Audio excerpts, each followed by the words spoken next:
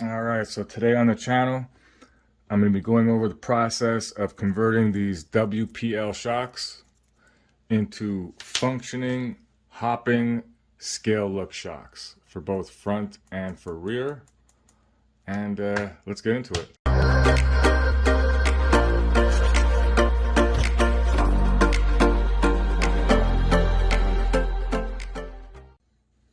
All right, so I initially made a video on the process that I went through in order to make the scale look shocks, just so that anybody else that was interested in doing the same mod can go ahead and start working on it themselves as well. At the time though, I didn't have it fully figured out, where I didn't have the exact spring rate set up, so I needed a lot of time to still tune the shocks into something that was functioning on basically the 64 chassis and also the 59. So it took a while in order to really get them dialed in properly, but I do have them banging right now. So I have basically the same setup in the red convertible made out of red shocks, and I have this setup in the blue car, and I'm basically going to be making a set now for the new build that's going on. So for the most part, it's very much the same as the process it is to make the scale look shocks that most people have been doing. The first time I saw it was from Candy and Chrome, and Candy and Chrome also has a video on his website and his YouTube channel on how exactly he goes through making the scale look shocks. Everything that we're going to need in order to do this modification, build these shocks, is we're going to need obviously a set of the WPL shocks. They come in all kinds of different colors. It doesn't matter what color you get: red, blue, silver, titanium. They have a bunch of different colors. So we're going to need the WPL shocks. We're also going to need longer rod ends, because the small rod end that they come with is too short for us and what we're going to be using them for. I use these extended longer rod ends. I'm going to give you a link in the description for where you can get these. They're basically turnbuckles for the WPL RCs, and they thread right onto the shock piston. So easy peasy, gives us about 5 millimeters of extra length right there. And a lot of what we're going to be doing in this modification is, because the shocks are naturally too short for what we need. I'll show you a comparison right there. They're basically too short for what we need. We're going to be doing some little modifications just in order to lengthen up the shocks to get it almost as long as the stock shock, maybe a millimeter or two shorter, which is kind of where we want for the best ride height in the front. So everything that we're going to need is going to be the shocks, the rod ends. We're also going to need grub screws. I use two kinds of grub screws. These are 5 millimeter, and these are, I believe, 3 millimeter. So these are the same grub screws that come in pretty much every pinion gear for electric RCs. That's where I get mine out of pinion gears. And then I use these 5 millimeter grub screws. It's important to use these two, because we're going to be using this in order to get the shock length that we want. All right,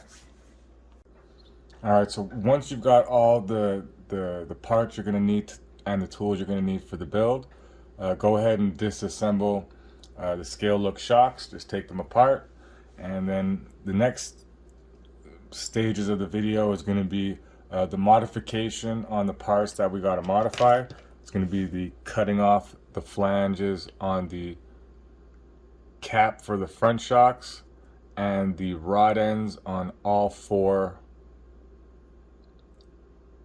of the shocks. And then it's going to be assembly, and the assembly is how we get the shock to basically be as long, well, a couple millimeters shorter than the stock shocks, just to give you that perfect ride height.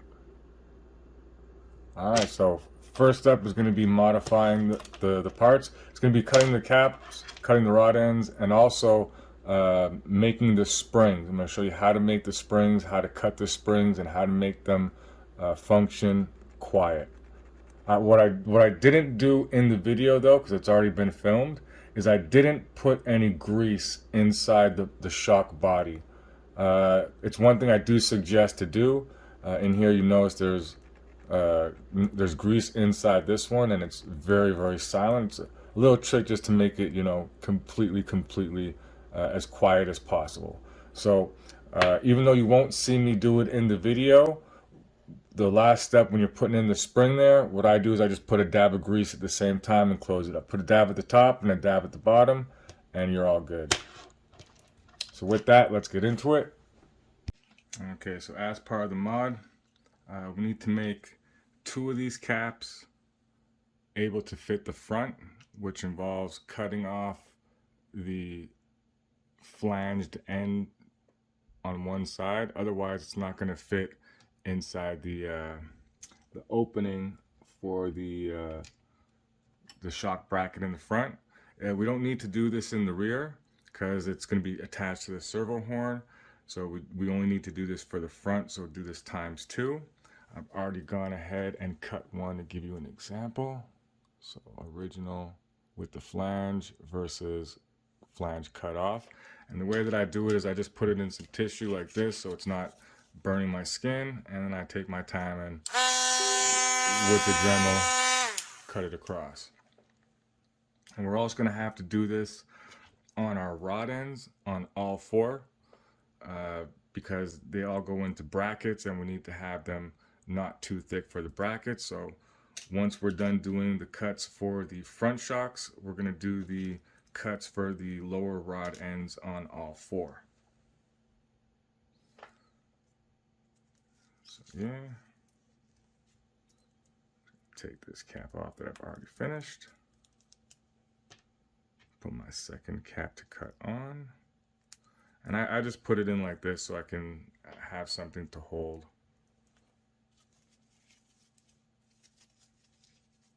It gets hot when you're cutting it, so make sure that you know you're not skin on the metal, otherwise you're going to burn yourself.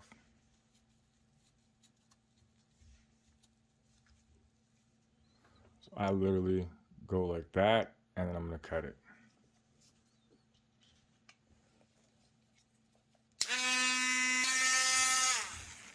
And we're done.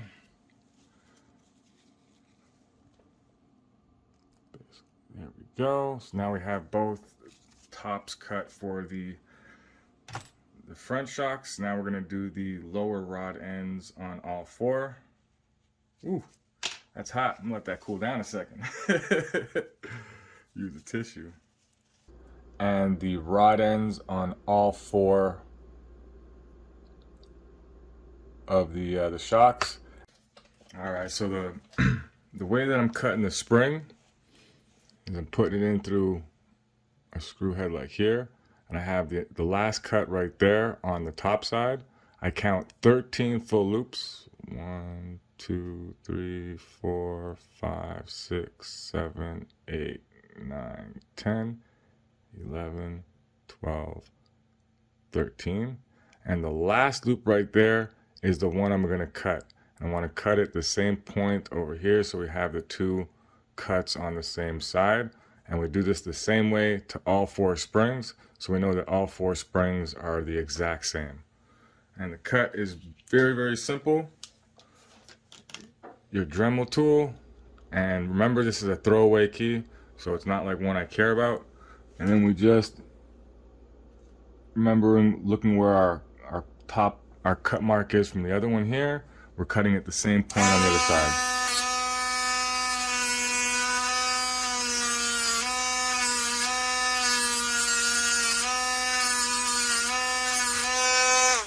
Done.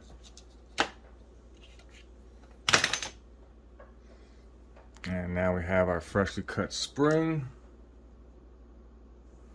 and we have all 4 of them. So now that you see the 4 springs we have here, now we're going to make them silent. And in order to make them quiet springs that don't make noise, basically the reason they're making noise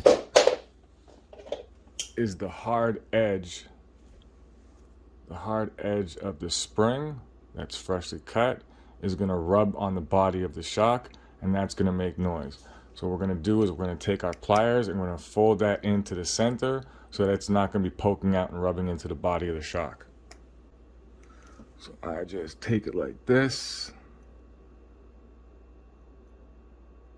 grab the loop and squeeze it in. Come on, buddy. There we go. And you'll see how that edge is now bent in and not at the point of the body.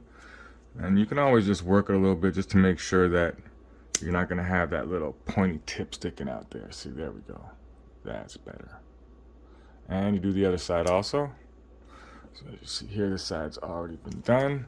And you go ahead and do this to all 4 of your springs.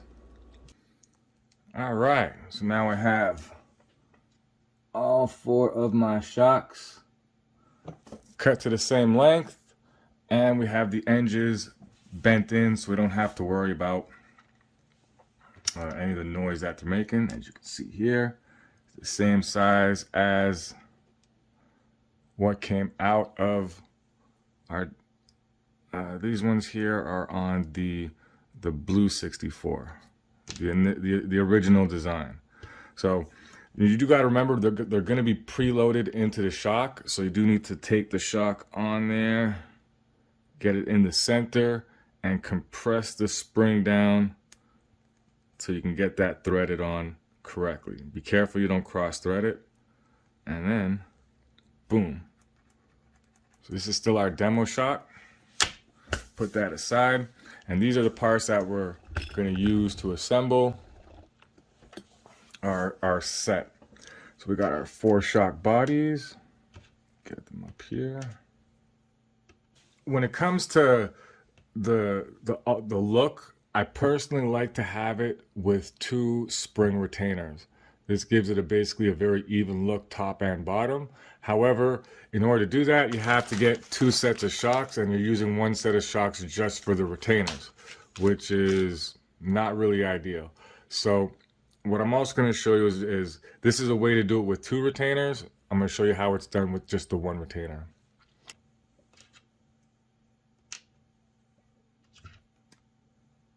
All right. And to do the first one, basically we screw the cap on, get that perfectly on. Then we take one of our thread retainers, screw that on there up to it. Basically using this method to space out the retainer.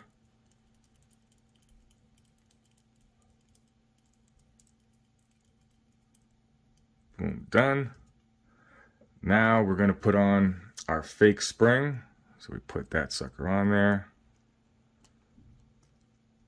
And you do need to manipulate a little bit so you can get the spring down and have the area free of it up so you can put the locking screw in, locking retainer, whatever.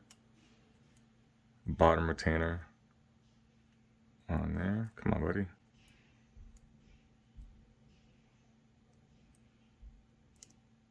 This one is giving me a fight. There we go. Get that where you want it. Let go. And boom. We have basically the faux spring part. Now we can take the cap back off.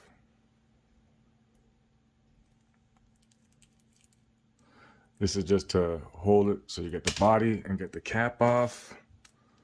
Boom. We got one faux spring all ready to go, and this part here is spaced perfectly for our cap. That's what we wanted there. The one with 2 retainers on it, and we're gonna do the same thing with just the 1 retainer in case you don't have the 2. All right, so basic assembly. So to start off, we're going to take our shock body and we're going to drop our piston inside. And now this might not seem important, but the order that you put the grub screws in is very important. So we're going to take our extended longer rod end. And first we're going to put in the 5mm grub screw. Dun, dun, dun.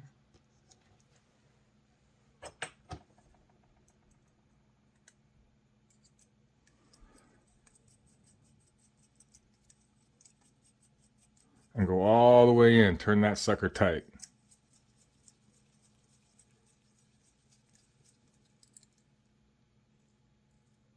And even with that sucker tight, you want to make sure that your ball end is still loose inside there.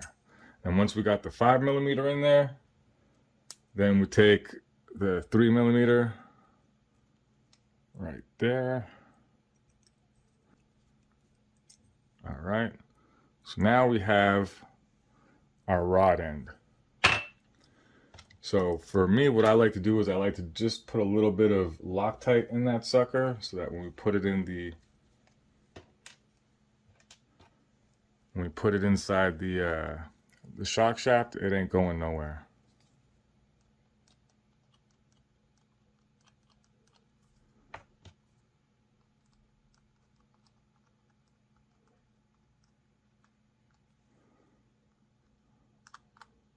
That's all you need. Not even that much.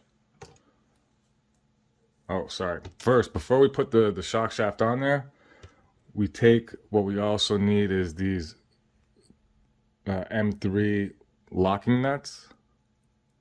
Put that on there first. And this is a trick I got off Robert Campbell. It basically just hides the threads, because once we put this extended shaft in there and it's got the grub screws, you're going to see exposed thread. So what this does is this hides those exposed threads. Once you got this all the way turned on, basically thread this all the way down, thread this all the way down. There's going to be that little gap there. Then you use the lock nut to lock the shock shaft in place. Now with the Loctite and with the locking nut, that shouldn't go nowhere, and you don't see any thread popping out. It's a nice clean look. Bangarang. Now you go ahead and put your shock retainer on.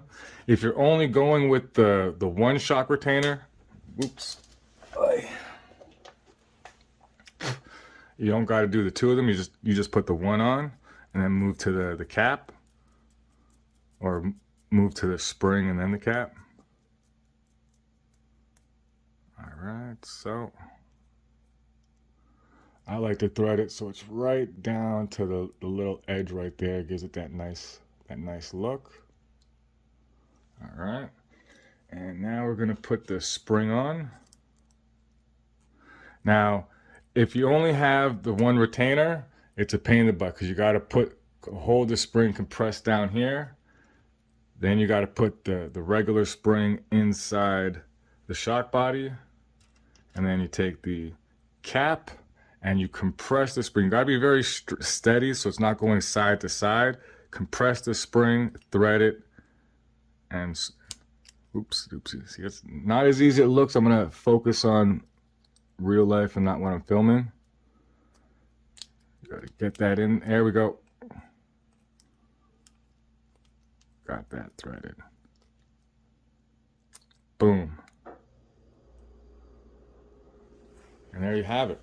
That is the functional scale look shock. Oh, it's stiff.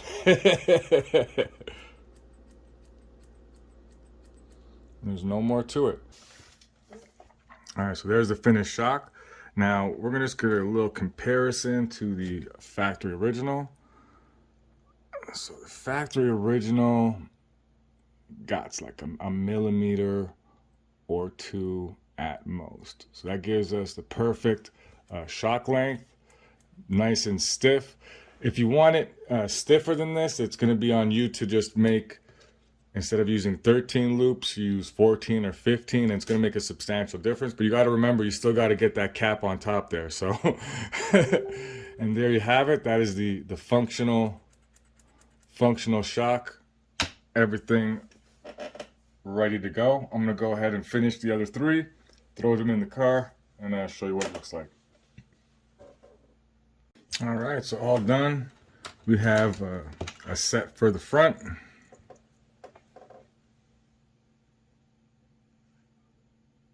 And we have a set for the rear. Only difference being really the rear still has the flange on it, whereas the front, the flange is cut off so that it'll fit into the mounting bracket there. All right, so with that, I'm gonna go ahead and put these bad boys in and see how they articulate on the suspension. All right, and so we're back. Just to give you a little quick comparison, so these are the stock shocks, and these are Robert Campbell's front shocks. So his are slightly larger than stock. Mine are just a bit lower than stock, smaller than stock. So this actually lowers the front end a little bit, but when you're noticing it being lowered, it basically tucks it right into where the fender well and the plastic there meet up. So this way it's the lowest possible that you can go without actually modifying or cutting the chassis. And any modifying or cutting the chassis would basically do the same to this as it would any others. So if you'll see how it looks inside the fender well, that's basically how she's going to sit inside there. A nice, easy operation. This is a single, how does this work? Oh yeah, there we go. A single pump setup. And in the rear, got to use the WLP hardware to mount this up. And as you can see, when you three-wheel, it keeps the wheel nice and tucked when full extension. There's nothing forcing it. You don't have to hold nothing for it to stay there.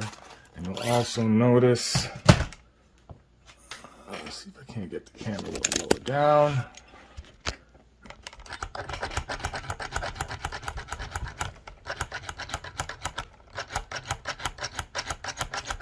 So she's got the nice spring action. Sorry, I'm pushing it down there. So it gives you that nice wobble. There's no weight on it, so it's gonna be a lot more springy when there's weight on it. And yeah, that's basically the setup right now. And that is the long-awaited video for how I make the shocks in my RCs, scale look, and still hop, drop low, and do all of that good stuff.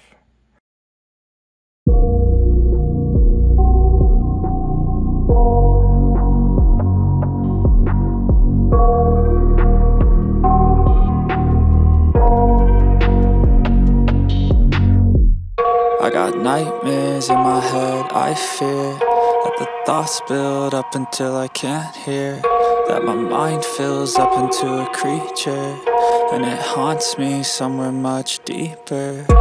Anxiety, filling up every space, no privacy, and silently, it could build and build. An additional note, going over the rod ends, the extended rod ends that I use for the shock build. The link that I gave you that's for the set that looks like this right here. This one here, both sides are standard threaded screws. So both sides screw out the same way, like normal. These all screw out like normal. So you can use both sides for a shock set. You only need like 2 actual rods to make a full shock set. These ones here, on the other hand, they have a reversed thread. So on the one side you'll have the standard thread, and then on the opposite side you'll have the reverse thread. So when building the shocks, you'll use this side only, you won't use this side. However, the benefit to this reverse threaded side is you can then use this on one of the suspension links. So these links down here. So what I do is I cut it off at that line there, and it basically makes it the same size as the standard size link. I'll show you one right here. Boom, boom. So when you cut it off at that line there, it's basically going to turn this into a standard size link. And then you have a reverse thread for one side, and you use the leftover small rod end on the other side, and that gives you both ends dressed up for the links. So yeah, that's another little quick tip on the inside there. So I hope everybody liked the video. Hope everybody enjoys the shock setup. And yeah, thanks for watching. Thanks for all the likes, subscribe, shares, and I'll see you in the next one.